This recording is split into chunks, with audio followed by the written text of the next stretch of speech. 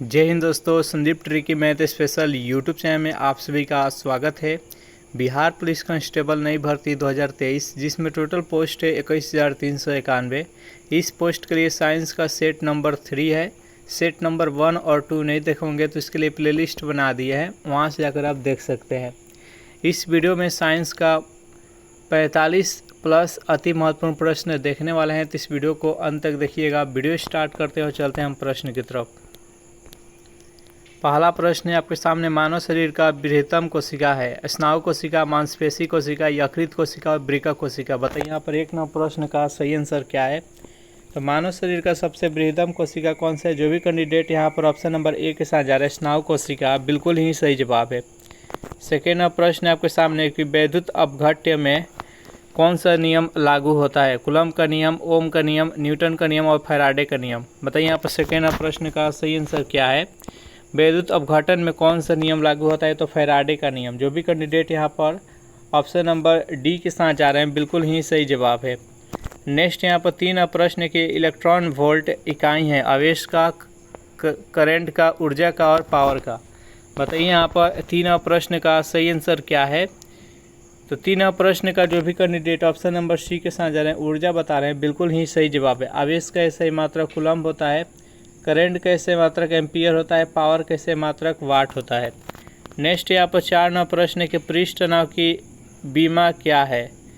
चारों ऑप्शन देख लीजिए और बताइए यहाँ पर इस प्रश्न का सही आंसर क्या है। तो पृष्ठ तनाव का बीमा होता है, ऐसे होता है MLT। तो यहाँ पर M है, M के पावर कुछ नहीं है तो 1 है और T के पावर -2 है। इसमें L 0 होता है, तो इसका राइट आंसर है ऑप्शन नंबर ए। 5 प्रश्न है आपके सामने। एक लड़की है जो कि झूले पर झूल रही है। यदि वह खड़ी हो जाए तो झूलने का जो आवर्तकाल है वो बढ़ जाएगा, घट जाएगा, अपरिवर्तित रहेगा और शून्य हो जाएगा। बताइए यहाँ पर 5 प्रश्न का सही आंसर क्या है। तो अगर लड़की झूले झूल रही है, यदि उस पर खड़े हो जाए तो आवर्त काल है जो कि घट जाएगा। जो भी कैंडिडेट यहाँ पर ऑप्शन नंबर बी के साथ जा रहे हैं, बिल्कुल ही सही जवाब है।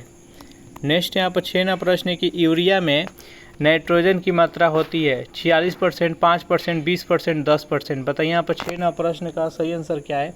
यूरिया में नाइट्रोजन की कितनी मात्रा होती है? तो 6 प्रश्न का जो भी कैंडिडेट ऑप्शन नंबर ए के साथ जा रहे हैं, 46%, बिल्कुल ही सही जवाब है। नेक्स्ट यहाँ पर 7 प्रश्न के कुत्तों में गुणसूत्रों की संख्या होती है 46, 70, 78 और 38। बताइए यहाँ पर 7 प्रश्न का सही आंसर क्या है। तो कुत्तों में गुणसूत्रों की संख्या 78 होती है, इसका right answer option number C. और मनुष्य की बात की जाए तो 46 होती है। गुणसूत्रों की संख्या अगर जोड़ा में बात की जाए तो 23 जोड़ा होता है। नेक्स्ट यहाँ पर 8 प्रश्न की पारे का प्रतिरोध 0 होता है 8 केल्विन पर, 10 केल्विन पर, 4 केल्विन पर और 0 केल्विन। बताइए यहाँ पर 8 प्रश्न का सही आंसर क्या है। तो देखिए अगर एग्जैक्ट बात की जाए तो 4.2 केल्विन पर होता है। तो यहाँ पर ऑप्शन में 4 केल्विन है, तो इसका राइट आंसर है ऑप्शन नंबर सी। 9 प्रश्न की मेथनॉल को कहते हैं। चारों ऑप्शन देख लीजिए, बताइए यहाँ पर 9 प्रश्न का सही आंसर क्या है। तो मेथनॉल को क्या कहा जाता है? तो वुड एल्कोहल कहा जाता है। जो भी कैंडिडेट यहाँ पर ऑप्शन नंबर सी के साथ जा रहे हैं, बिल्कुल ही सही जवाब है। नेक्स्ट यहाँ पर 10 प्रश्न है कि साधारण लोलक की समय को दुगुना करने के लिए धागे की लंबाई कितनी करनी चाहिए? आधी करनी चाहिए, दुगुनी होनी चाहिए, 4 गुनी होनी चाहिए, 6 गुनी होनी चाहिए। बताइए यहाँ पर लोलक के जो समय है यानी आवर्तकाल है उसको बढ़ाना है। तो 10 प्रश्न का जो भी कैंडिडेट ऑप्शन नंबर सी के साथ जा रहे हैं, यानी अगर उस धागा के लंबाई को अगर हम 4 गुना कर देते हैं तो इसका आवर्तकाल है जो कि दुगुना हो जाएगा। तो इसका राइट आंसर है ऑप्शन नंबर सी। सेशन आप लोगों को अच्छा लग रहा है तो वीडियो को लाइक कर दीजिए, अपने दोस्तों के पास शेयर कर दीजिए। जो भी कैंडिडेट अभी तक इस चैनल को सब्सक्राइब नहीं किए होंगे तो फटाफट चैनल को सब्सक्राइब कर लीजिए। चलिए नेक्स्ट यहाँ पर 11 प्रश्न है आपके सामने कि प्रत्येक 1 डिग्री सेल्सियस ताप बढ़ाने पर वायु में ध्वनि का वेग कितना बढ़ता है? यानी ताप बढ़ाने पर वायु में ध्वनि की वेग है जो कि बढ़ता है, तो कितना मीटर प्रति सेकंड बढ़ता है? जल्दी से बताइए यहाँ पर 11 प्रश्न का सही आंसर क्या है। तो 0.6 मीटर प्रति सेकेंड बढ़ता है अगर 1 डिग्री सेल्सियस ताप बढ़ाते हैं तो। चलिए 12 प्रश्न देखते हैं। प्रश्न है कि मानक दाब है चारों ऑप्शन देख लीजिए और बताइए यहाँ पर 12वां प्रश्न का सही आंसर क्या है। मानक दाब किसे कहते हैं? तो पारे का 760 मिलीमीटर है जो कि मानक दाब है। इसका राइट आंसर है ऑप्शन नंबर बी। नेक्स्ट यहाँ पर 13वां प्रश्न है कि जब प्रकाश वायु से कांच में जाता है तो तरंग दैर्ध्य बढ़ता है, तरंग दैर्ध्य घटता है, आवृत्ति बढ़ती है और डी है कोई नहीं। बताइए यहाँ पर 13वां प्रश्न का सही आंसर क्या है। तो जब प्रकाश है जो कि वायु से कांच में प्रवेश करता है तो उसका तरंग दैर्ध्य है जो कि घट जाता है। इसका राइट आंसर है ऑप्शन नंबर बी। नेक्स्ट यहाँ पर 14वां प्रश्न है आपके सामने कि एस्कॉर्बिक एसिड किस विटामिन का नाम है। जल्दी से बताइए यहाँ पर vitamin A, vitamin B, vitamin C, vitamin D. Ascorbic acid किस विटामिन का रासायनिक नाम है? जो भी कैंडिडेट यहाँ पर ऑप्शन नंबर सी के साथ जा रहे हैं, विटामिन सी बता रहे हैं, बिल्कुल ही सही जवाब है। विटामिन ए का रासायनिक नाम क्या होता है? तो रेटिनॉल होता है, बी का थायमीन होता है, सी का एस्कॉर्बिक एसिड और डी का कैल्सीफेरॉल होता है। विटामिन ए के कमी से रतौंधी होता है, विटामिन बी के कमी से बेरी, विटामिन सी के कमी से स्कॉर्बी रोग होता है और डी के कमी से रिकेट्स होता है। चलिए नेक्स्ट क्वेश्चन देखते हैं। चूँकि सिलेबस 10th स्तरीय है तो क्वेश्चन का लेवल हाई नहीं हो सकता है ज़्यादा। पिछले जो 2020 और 2021 में एग्ज़ाम हुआ था, क्योंकि उस टाइम 12th स्तरीय था, इसलिए क्वेश्चन का लेवल थोड़ा हाई था। इस पर थोड़ा सा नॉर्मल रहने वाला है। 15वां प्रश्न है कि ध्वनि किस रूप में यात्रा करती है? अनुप्रस्थ तरंगों में, अनुदैर्ध्य स्थिर तरंगों के रूप में और कोई नहीं। बताइए यहाँ पर 15वां प्रश्न का सही आंसर क्या है। तो ध्वनि किस रूप में यात्रा करती है? तो अनुदैर्ध्य तरंग में। जो भी कैंडिडेट यहाँ पर ऑप्शन नंबर बी के साथ जा रहे हैं, बिल्कुल ही सही जवाब है। अगर प्रकाश की बात की जाए तो प्रकाश कैसा तरंग है? तो अनुप्रस्थ तरंग है। नेक्स्ट यहाँ पर 16वां प्रश्न है आपके सामने कि सोनार मुख्यतः उपयोग किया जाता है डॉक्टरों के द्वारा, इंजीनियरों के द्वारा, अंतरिक्ष यात्रियों के द्वारा और डी है समुद्री यात्रियों के द्वारा। बताइए यहाँ पर 16वां प्रश्न का सही आंसर क्या है। तो सोनार है जो कि किसके द्वारा उपयोग में लाया जाता है? तो समुद्री यात्रियों के द्वारा गहराई पता करने के लिए इसका उपयोग में लाया जाता है, या कुछ समुद्र के नीचे कुछ है तो उसको पता लगाने के लिए सोनार का प्रयोग किया जाता है। इसका right answer option number D. Next यहाँ पर 17वां प्रश्न है कि सूर्य में नाभिकीय ईंधन हीलियम, यूरेनियम, हाइड्रोजन और अल्फा कण। बताइए यहाँ पर 17वां प्रश्न का सही आंसर क्या है। तो सूर्य में नाभिकीय ईंधन के रूप में हाइड्रोजन है जो कि हीलियम में रूपांतरित होता है और इससे उसको ऊर्जा प्राप्त होता है। सूर्य में है जो कि नाभिकीय संलयन होता है, याद रखिएगा। तो इसका राइट आंसर है ऑप्शन नंबर सी। 18वां प्रश्न है आपके सामने कि शरीर के द्वितीय सबसे बड़ी ग्रंथि कौन सी है? यकृत, गुर्दा, पेट और अग्नाशय। बताइए यहाँ पर 18वां प्रश्न का सही आंसर क्या है।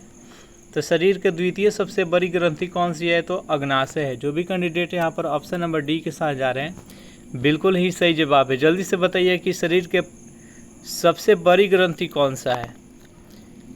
19वां प्रश्न है आपके सामने कि नेत्र गोलक किस सेट द्वारा चलित होता है? 4 मांसपेशियों के द्वारा, 6, 8, 10। बताइए पर 19वां प्रश्न का सही आंसर क्या है। 19वां प्रश्न का जो भी कैंडिडेट ऑप्शन नंबर बी के साथ जा रहे हैं, 6 मांसपेशियों से, बिल्कुल ही सही जवाब है। नेक्स्ट यहाँ पर 20वां प्रश्न है आपके सामने कि सभी अम्लों में सबसे अधिक समान तत्व कौन सा होता है? हाइड्रोजन, क्लोरीन, ऑक्सीजन और गंधक। बताइए यहाँ पर 20वां प्रश्न का सही आंसर क्या है।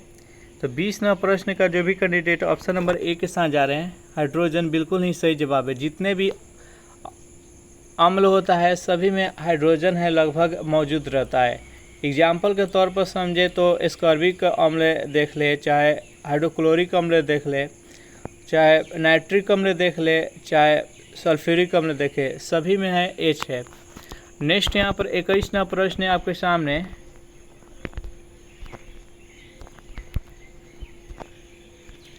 ऑक्सीकरण को किस रूप में परिभाषित किया गया है? इलेक्ट्रॉनों का लाभ, प्रोटॉनों का लाभ, प्रोटॉनों की हानि और इलेक्ट्रॉनों की हानि। बताइए यहाँ पर 21वां प्रश्न का सही आंसर क्या है। तो ऑक्सीकरण को किस रूप में परिभाषित किया गया है? तो इसमें इलेक्ट्रॉनों की हानि होती है। जो भी कैंडिडेट यहाँ पर ऑप्शन नंबर डी के साथ जा रहे हैं, बिल्कुल ही सही जवाब है। और अवकरण में क्या होता है? अवकरण में इलेक्ट्रॉनों का लाभ होता है।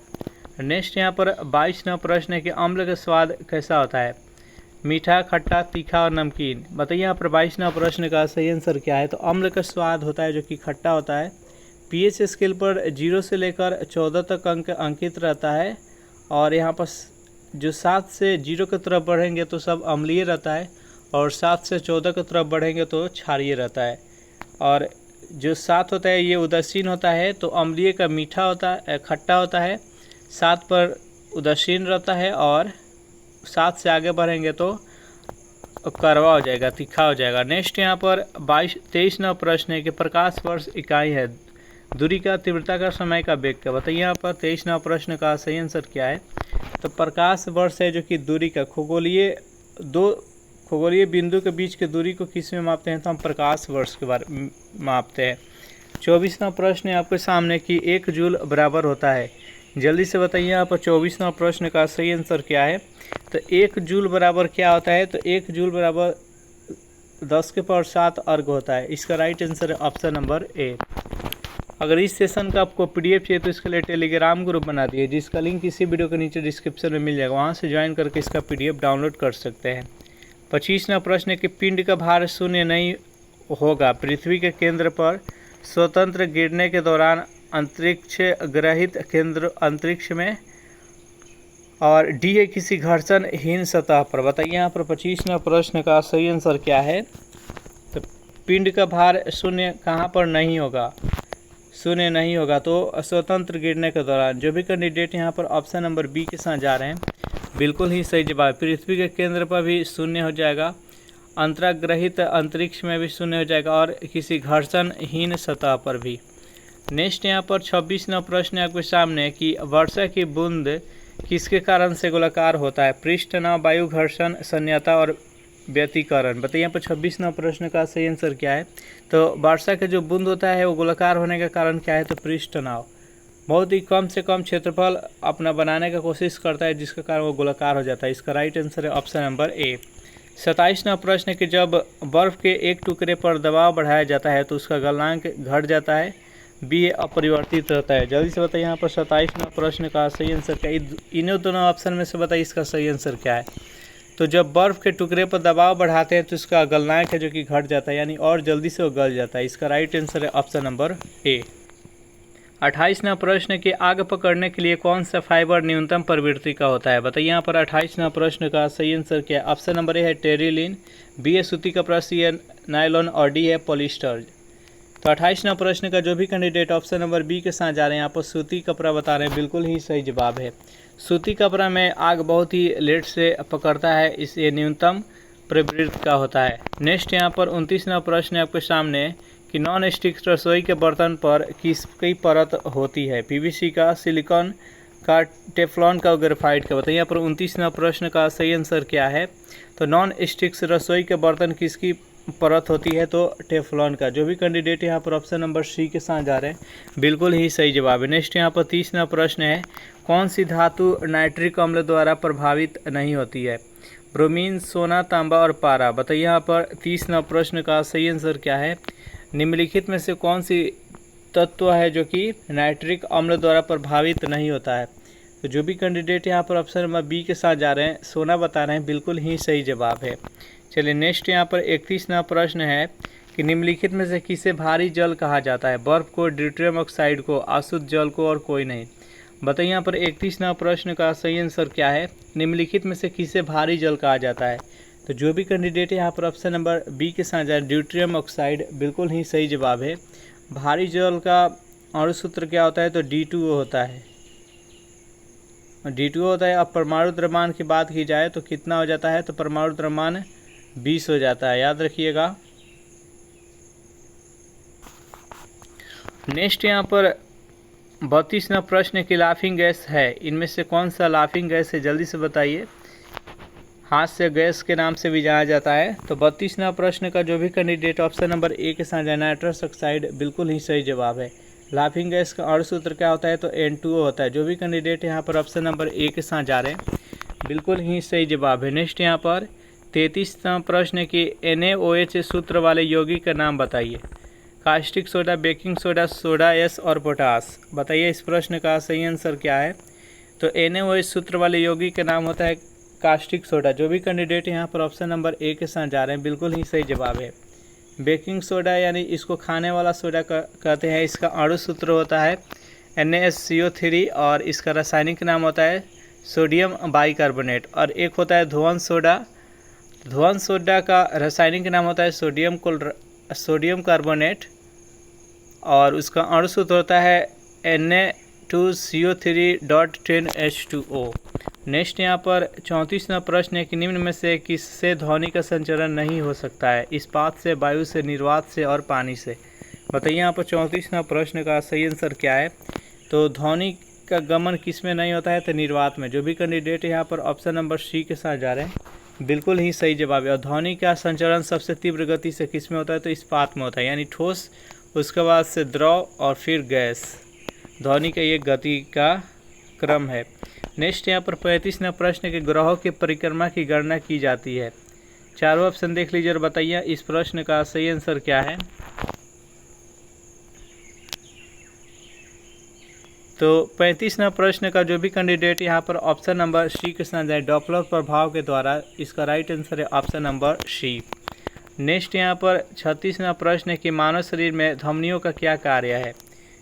रक्त को हृदय तक पहुंचाना, फेफड़ों को जोड़ना, हृदय से रक्त को लाना और डी है कोई नहीं। बताइए यहाँ पर 36वां प्रश्न का सही आंसर क्या है? तो 36वां प्रश्न का जो भी कैंडिडेट ऑप्शन नंबर सी के साथ जा रहे हैं, यानी हृदय से रक्त को लाना। देखिए धमनी और शिरा का क्या कार्य होता है? तो धमनी का कार्य होता है कि हृदय के पास जितना शुद्ध रक्त है उसको वहाँ से लाकर और शरीर के विभिन्न भागों में ले जाना। और शिरा का क्या कार्य है? तो शरीर के विभिन्न भागों से जो अशुद्ध रक्त है उसको हृदय में ले जाना, उसको शुद्ध करने के लिए। तो इस प्रश्न का जो सही आंसर है ऑप्शन नंबर सी।